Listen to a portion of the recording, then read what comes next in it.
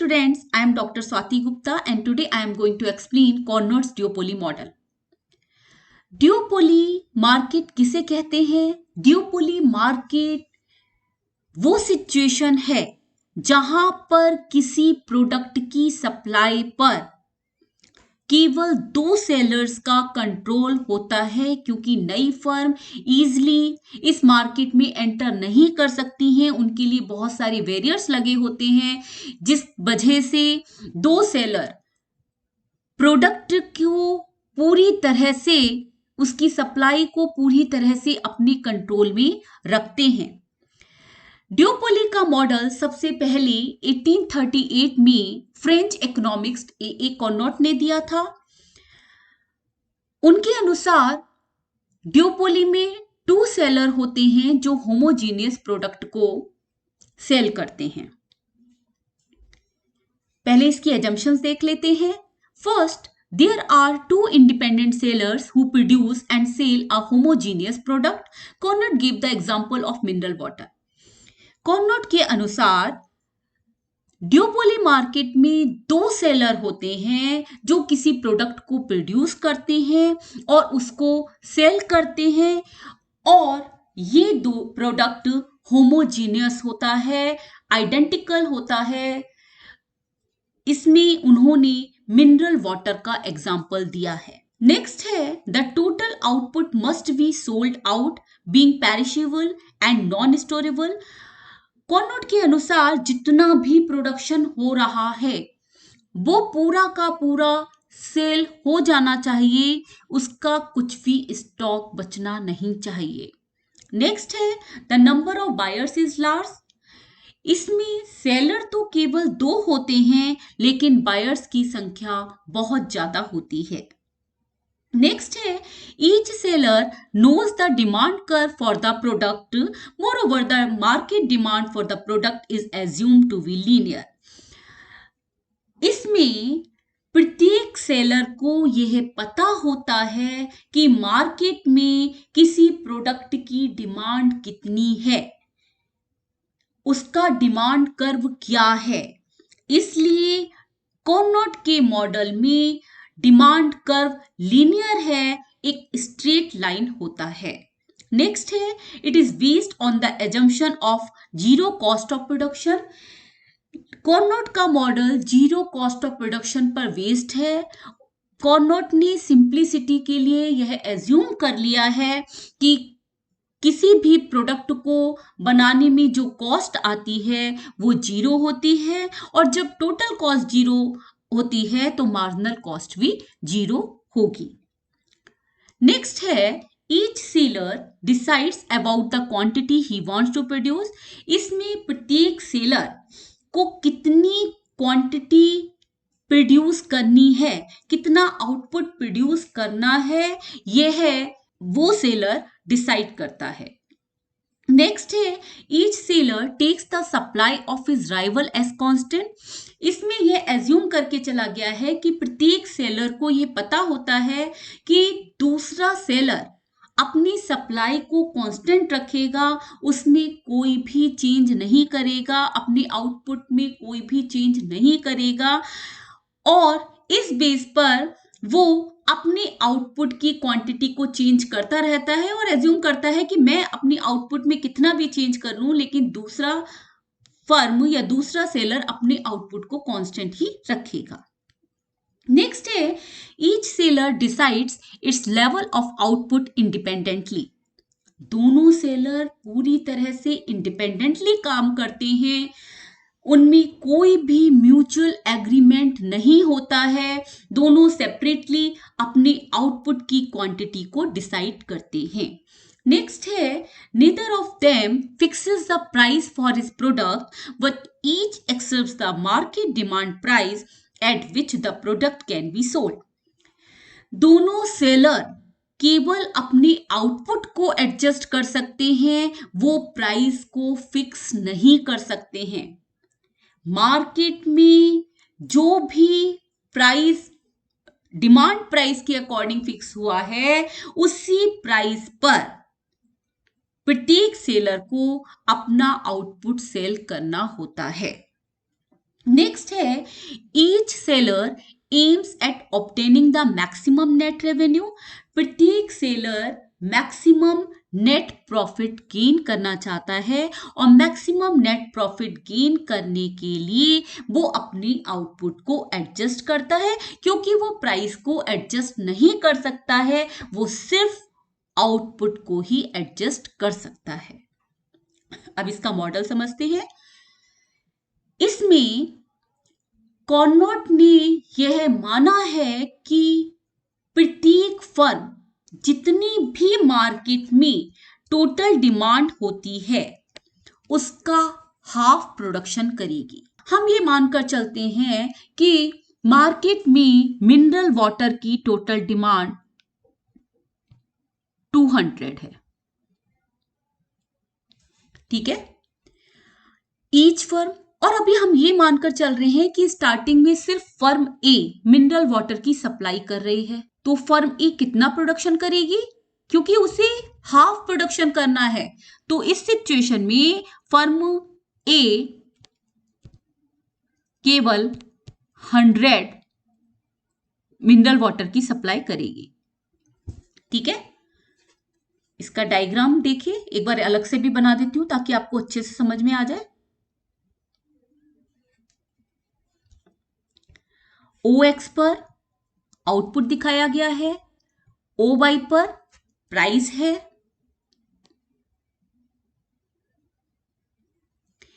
M D demand curve है। अभी सिर्फ फर्म ए मिनरल वाटर की सप्लाई कर रही है और इसमें क्या माना गया है, each firm will produce half of the available market demand. Firm A के जो एमआर कर्व है वो एमआर ही है, एमआर ए है। इक्विलिब्रियम पॉइंट कहां पर होता है, या आपने जितने भी मार्केट पढ़े हैं सब में पढ़ा है कि इक्विलिब्रियम पॉइंट आउटपुट कहां पर डिटरमाइन होगा, जहां पर एमआर एमसी के बराबर होता है। यहां पर सिंप्लिसिटी के लिए कॉस्ट ऑफ प्रोडक्शन को 0 माना गया है। तो जब कॉस्ट ऑफ प्रोडक्शन को 0 माना गया है तो सिचुएशन में यहां पर देखिए कॉस्ट ऑफ प्रोडक्शन 0 है, तो इस सिचुएशन में यहां पर एमसी भी 0 होगी और एमसी 0 है तो एमआर भी इसी पॉइंट पर टच कर रही है। तो इस पॉइंट पर एमसी और एमआर बराबर है। यहां पर आउटपुट डिटरमाइन हो जाता है।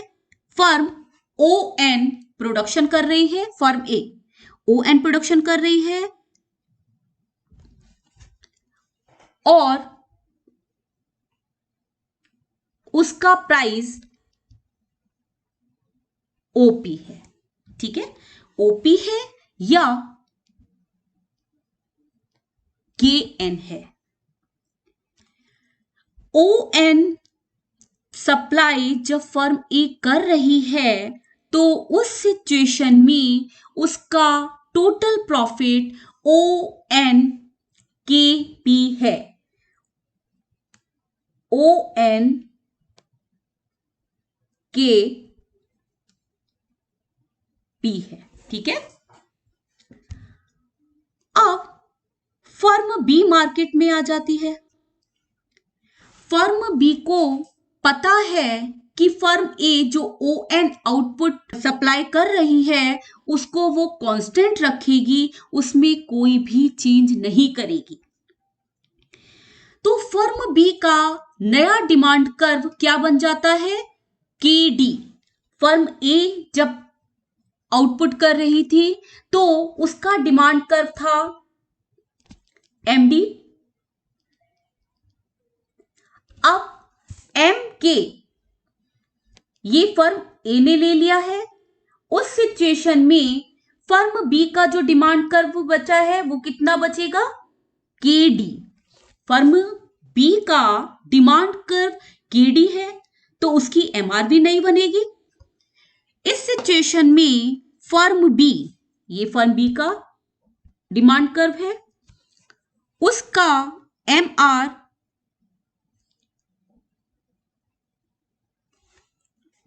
MRV है। यहां पर MRV OD लाइन को H पॉइंट पर टच कर रही है, ठीक है।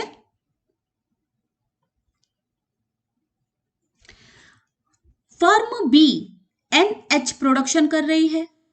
NH कितना है? ND का हाफ, या पहले हर लाइन में बोल रही हूं कि each firm will produce half of the available market demand, जो मैंने इसमें लिखी हुई भी है। फर्म ए ON प्रोडक्शन करती है। फर्म बी के लिए जो अवेलेबल डिमांड बचती है वो ND है, तो वो ND का हाफ प्रोडक्शन करेगी। ND का हाफ कितना हुआ? NH। ND अवेलेबल डिमांड बची हुई है और ND का जो हाफ है प्रोडक्शन वो फर्म H कर रही है, ठीक है। इस सिचुएशन में फर्म का प्राइस LH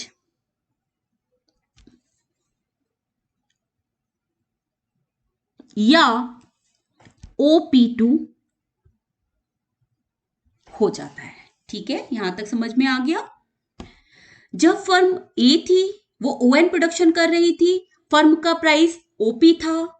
जब फर्म बी मार्केट में आई तो पहले सप्लाई ON थी, अब सप्लाई बढ़कर OH हो गई है। सप्लाई बढ़ने के कारण प्राइस कम हो गए और कम होने के कारण मार्केट में जो टोटल प्रॉफिट था वो OHLP2 हो गया है, जिसमें फर्म ए का जो प्रॉफिट है वो OP2GN है।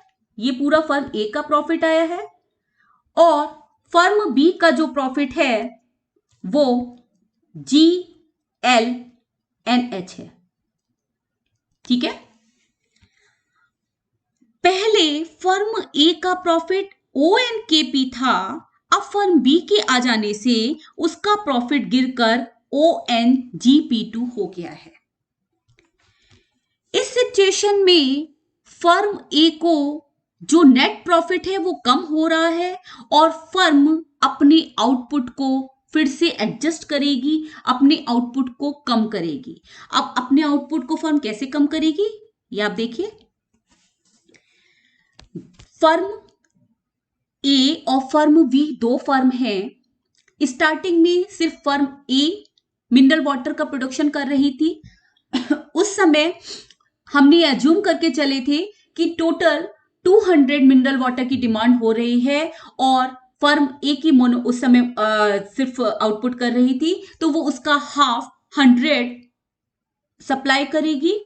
फर्म बी मार्केट में आती है, फर्म बी देखती है कि फर्म ए ऑलरेडी 100 सप्लाई कर रही है, तो उसके लिए जो अवेलेबल मार्केट बचता है वो 100 बचता है और each firm will produce half of the available market.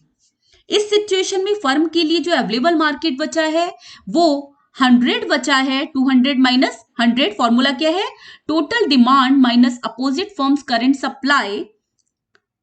200 total demand थी, उसमें से अपोजिट फर्म ए की जो करंट सप्लाई है वो 100 है, उसको माइनस करके 2 से डिवाइड करके जो फर्म बी प्रोडक्शन करेगी वो 50 करेगी, जो अवेलेबल डिमांड का हाफ है। फर्म बी ये मान के चली थी कि फर्म ए अपने आउटपुट को कांस्टेंट रखेगी, उसमें कोई भी चेंज नहीं करेगी।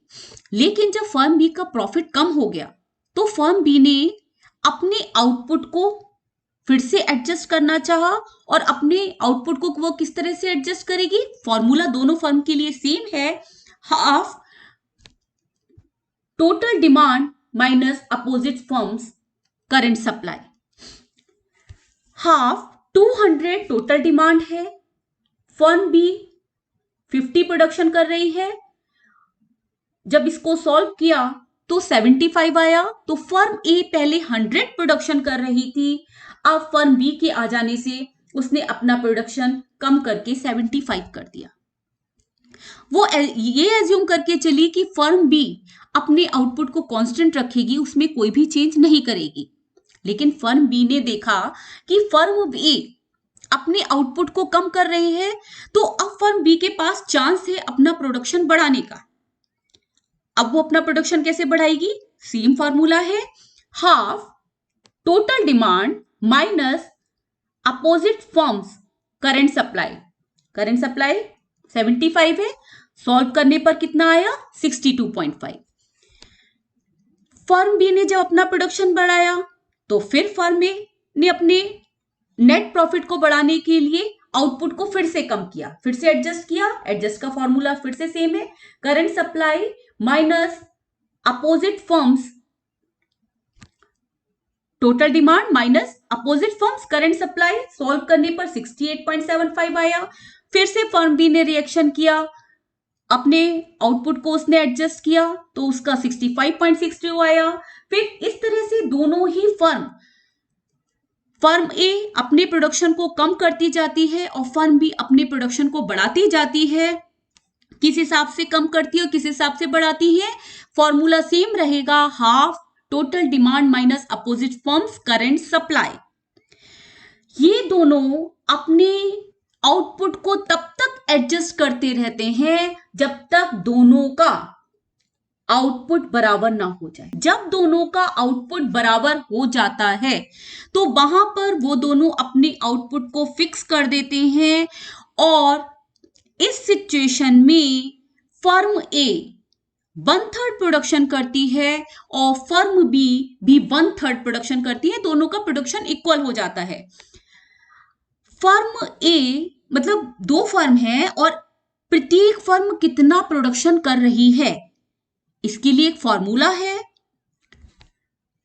1/n+1। 1/n+1। n क्या है इसमें? नंबर ऑफ फर्म्स, कितनी फर्म आउटपुट कर रही हैं। तो उस सिचुएशन में आपको पता है कि दो फर्म प्रोडक्शन कर रही हैं, फर्म का जो इंडिविजुअल आउटपुट निकल कर आया है वो 1/3 है। 1/3 फर्म ए प्रोडक्शन कर रही है, 1/3 फर्म बी प्रोडक्शन कर रही है और टोटल प्रोडक्शन कितना हो रहा है उसका भी फॉर्मूला है n/n+1, जहां पर n फर्म हो गया, number of firms is equal to 2/3। कहने का मतलब यह है कि मार्केट में जितनी डिमांड होती है प्रोडक्शन उतना नहीं होता है, आउटपुट उतना नहीं होता है, सप्लाई डिमांड के बराबर नहीं की जाती है। सप्लाई हमेशा अवेलेबल डिमांड से कम रहती है। यदि यहां पर डिमांड 200 हमने मानी है और प्रत्येक फर्म 66.6 और 66.6 कर रही है, तो उस सिचुएशन में यह 200 के बराबर नहीं है। इन दोनों का आप टोटल करके देखो, ये 200 के बराबर नहीं है।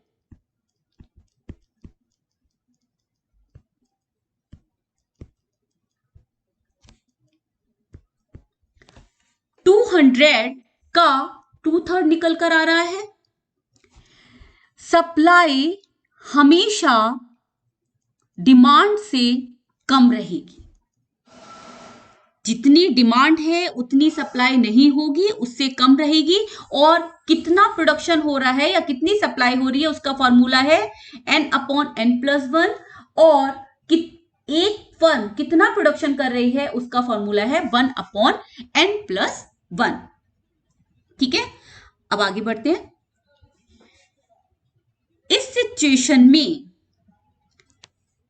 दोनों फर्म तब तक अपने आउटपुट को एडजस्ट करेंगी जब तक दोनों का आउटपुट बराबर नहीं हो जाता है।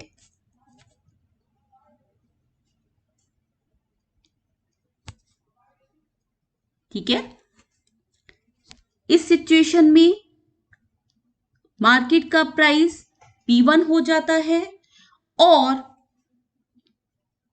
यहां पर फर्म ए OC और फर्म बी सीटी प्रोडक्शन करती है या सीटी सप्लाई करती है। फर्म देखिए, फर्म ए का प्रॉफिट इस सिचुएशन में जब फाइनल उनका आउटपुट फिक्स हुआ है तो फर्म ए ओसी आउटपुट की सप्लाई कर रही है और फर्म बी सीटी आउटपुट की सप्लाई कर रही है। दोनों का प्रोडक्शन बराबर है, टोटल डिमांड ओडी है 1/3 फर्म ए कर रही है, 1/3 फर्म 2 कर रही है और जो डिमांड बच रही है वो भी 1/3 बच रही है। कहने का मतलब ये है कि टोटल जो सप्लाई की जा रही है वो 2/3 है। ठीक है, इस सिचुएशन में फर्म ए का जो प्रॉफिट है वो ओ सी ई P1 होगा और फर्म बी का जो प्रॉफिट है सी टी एस ई होगा। ये फर्म बी का प्रॉफिट है और ये फर्म ए का प्रॉफिट है। ठीक है, इसमें कुछ डिफेक्ट्स भी थे क्योंकि इसमें ये एज्यूम करके चला गया है कि प्रत्येक फर्म ये मानती है कि दूसरी फर्म अपने आउटपुट को कांस्टेंट रखेगी, उसमें कोई भी चेंज नहीं करेगी। जबकि अभी आपने मॉडल में देखा कि जब एक फर्म अपने आउटपुट को फिक्स करती है तो दूसरी फर्म फिर से अपने आउटपुट को रीएडजस्ट करती है। हर बार दूसरी फर्म का आउटपुट चेंज होता है तो पहली फर्म आउटपुट अपना चेंज करती है, तो दोनों फर्म ये एज्यूम करके चल रही है कि अपने आउटपुट को कांस्टेंट, दूसरी फर्म अपने आउटपुट को कांस्टेंट रखेगी, लेकिन फिर भी जब वो एप्लीकेबल होता है तो एक्शन का रिएक्शन होता है। इसलिए कॉर्नोट के मॉडल को know learning by doing model कहा गया है। इसके साथ ही साथ यह एक अनरियलिस्टिक एजम्पशंस पर बेस्ड है। इसमें माना गया है कि कॉस्ट ऑफ प्रोडक्शन 0 होती है, जबकि रियल में प्रोडक्शन की कॉस्ट 0 नहीं हो सकती है। किसी भी प्रोडक्ट को बनाने में कुछ ना कुछ कॉस्ट जरूर लगती है। होप सो कॉर्नोट का मॉडल आपको समझ में आ गया होगा। See you in the next video. Till then bye, take care.